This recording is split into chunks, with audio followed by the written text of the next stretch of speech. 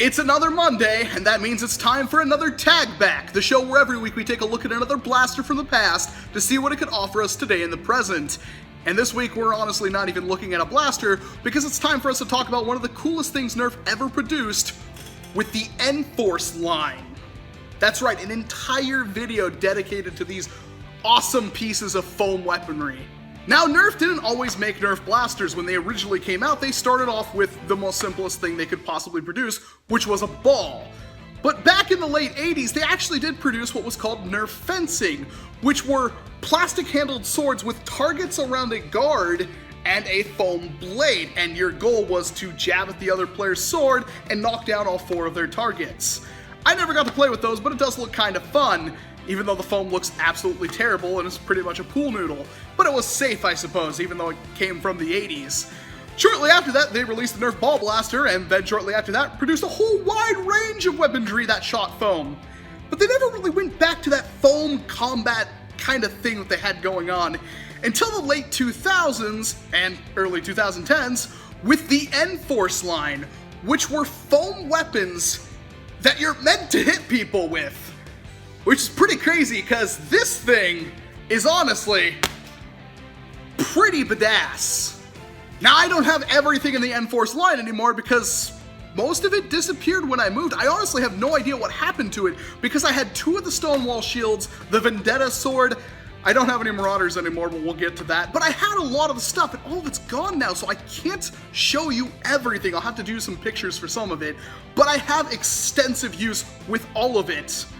Although I'm still really upset I cannot find my shields. I'm actually honestly really upset about that because I use them a lot. Starting off simply though, there was the Nerf Shadow Fury or Thunder Fury short swords. They were, well, short swords. They were ridiculously short. The foam quality on them was not very good at all. Honestly, probably some of the worst Hasbro has ever used. But they were cheap, and you could dual wield them and be Kirito, and everybody was happy. But the big hitters in the line were in the form of the Marauder, the Battle Mace, and the Warlock Axe, which I have right here.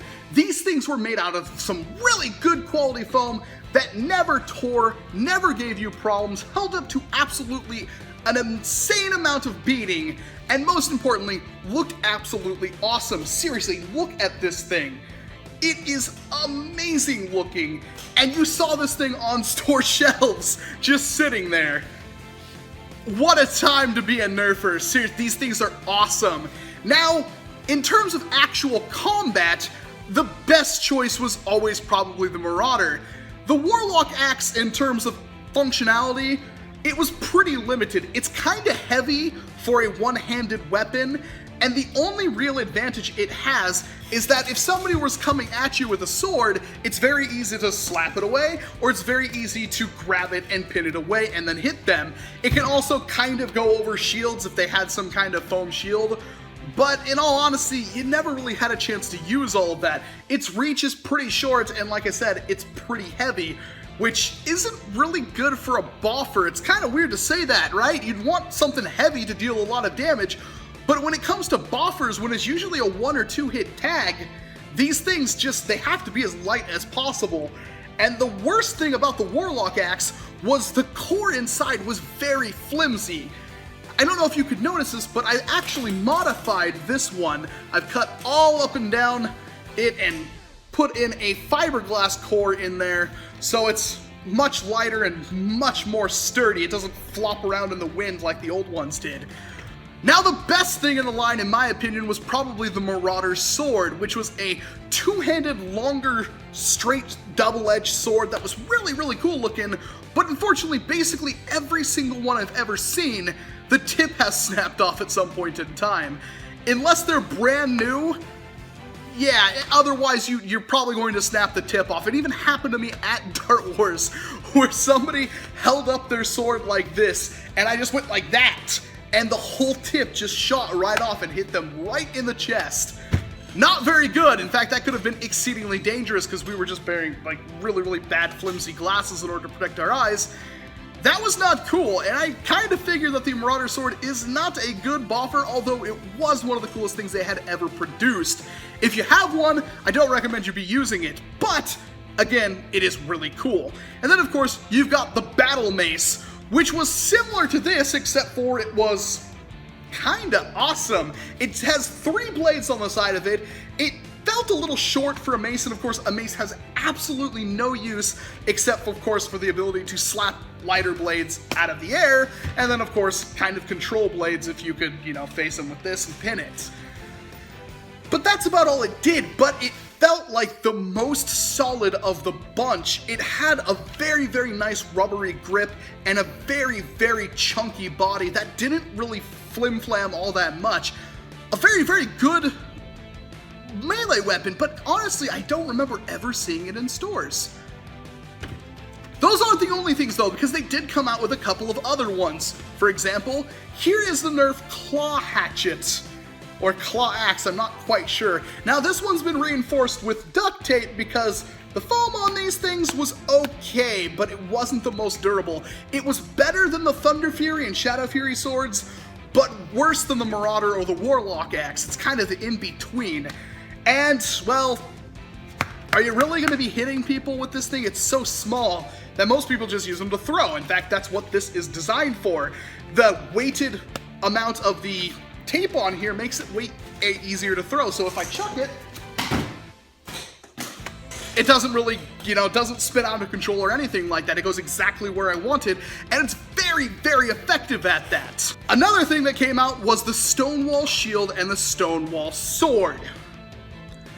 Yeah, they called this thing a sword, and honestly, this was one of the worst things they ever made. You can see the quality of the foam, and like, this has been used extensively, but the quality of the foam is terrible, and the core inside is just like a straw. It's really, really terrible. That's why this thing has been covered up and down with duct tape. And this is one of the things that absolutely shredded Dart Wars for me. This thing is so easy to throw, and it flies so far so fast, and yet it's completely safe. I love this thing, honestly. If you have a Stonewall dagger, just wrap the blade and everything in duct tape, put a little bit on the handle to give it some more spin down there, and you're good to go. The shield itself, pre-modifying it isn't that good. It's got a Velcro strap that's meant to go around your arm so the shield kind of hangs right here, or you're meant to hold the Velcro strap in your hand and try to parry stuff with it, but the strap is so flimsy, if you try to block something, it would just go past it. It was absolutely horrible. The way I modified mine was I unscrewed the mechanism that held in that strap and rotated it 90 degrees and replaced the strap with a belt. And that let me put it on my wrist and have the shield actually out here. So it was really easy for me to hold a sword or a blaster in my hand and yet still, you know, parry people's blades and whatnot, or block darts, slap them out of the air. A lot of fun. I used them so much, and again, I'm really upset I don't know where mine is. Basically, it was a plastic core, but the edges of the foam, or anything you could possibly hit somebody with, were foam. And it was, again, a little bit better than this, but worse quality than this, which is saying a lot. Now, at the very end of the line, they had 2 more weapons come out. The first one being the Vantage Sword, which I don't have the original Vantage Sword. I couldn't ever find one except for Toys R Us, and they wanted 20 bucks for the dang thing. But I do have this, which is the Zombie Strike recolor of the Vantage Sword. These came out a few years later, and you can still find these in stores. And honestly, they're pretty decent. I got these for 5 bucks. I own like 6 of them, and they're not bad. They're not very long, as you can see. They're a little bit longer than the axe, just a tiny bit. But for an adult, they're kind of short. They're really good, like, you know, swishy pokey swords though, so if you're good at fencing, this is going to be fun for you. It's got a really useless guard that doesn't do anything, and the foam quality is okay. This one has been, you know, put in a plastic sheath multiple times, or a cardboard sheath, excuse me, and you can see some stresses, but overall the blade's still in pretty decent condition, and I've never seen one of these things break, so they get my hearty recommendation. What doesn't get a hearty recommendation is the Vendetta Sword. I got one with a lot I bought from Craigslist, and it was absolutely atrocious. The frickin' foam blade was the same quality as this right here, which is ew. And honestly, it looks completely stupid. Its main gimmick is that it has 2 little short swords that you combine into a Darth Maul or Chrono Cross-esque double-sided blade. which is entirely pointless. The thing had no use whatsoever. Anybody using one, you could very easily take them out with this. You could walk up and stab them with it, because honestly, like, they're not gonna do anything. They're just gonna try to hit you. Like, it doesn't work. They have no, you can just, what are you doing? Just slap their sword down. Like, what are you actually doing? The Vendetta Sword is terrible, and I'm sorry if you like it, but it is absolute garbage. Now, unfortunately, they still make some of these kind of foam melee options, but they're nowhere near as good. This was the last good one. They did produce some more Zombie Strike foam weapons from the Perpetual Play group that were horrible, like the Zombie Strike Machete. I mean, don't get me wrong, they look awesome, but they are absolutely terrible and utterly useless, which is a big shame. In fact, they're more useless than this thing and about as durable. I really, really hope they bring back the Enforce line or something similar to it, but let me know what you think about the Enforce line down in the comment boxes below, and if you have any fond memories about these things as well.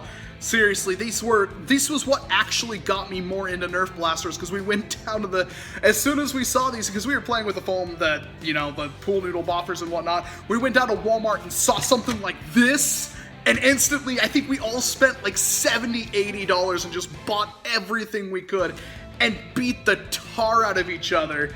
It was amazing, because you didn't really find stuff that looked this cool at a store that you could hit somebody with. Thank you very much for watching this video, and of course, if you want to see more Tag Back, there are 2 more videos right here that you can click on to see some other things that you might not have known even existed. And then, of course, if you want to see next week's Tag Back, the easiest way to do that is to hit the subscribe button. I do it every week, every Monday, and every Monday I hope to show you something that you might not have known even existed, and is probably something old as well. I'm Walcom S7, thank you so much again for watching this video, and I hope to see you in an entirely different one. This is the kind of stuff we used to hit each other with, and it's remarkably safe as long as it's built by a competent person. This one was one my friend made, he left with me. It's weighted at the bottom with something. It's got probably half-inch PVC for the core. It's wrapped in duct tape for the grip, but the front of it is wrapped in packing tape because it's much lighter. Duct tape actually adds up pretty quickly.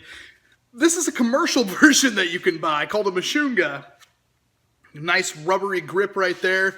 What has, like, basically most people would cover their blades in pantyhose. This is basically pantyhose. It's like a nice sock material. This one's pretty beat up and dirty, but I've had it for years, probably 8 years now. Bought by the same guy who made this. But you know what's really cool? You're gonna find out, because in a couple of days, I'm gonna review this. Yeah, this is exactly what you think it is. Oh, I can't wait to do that one.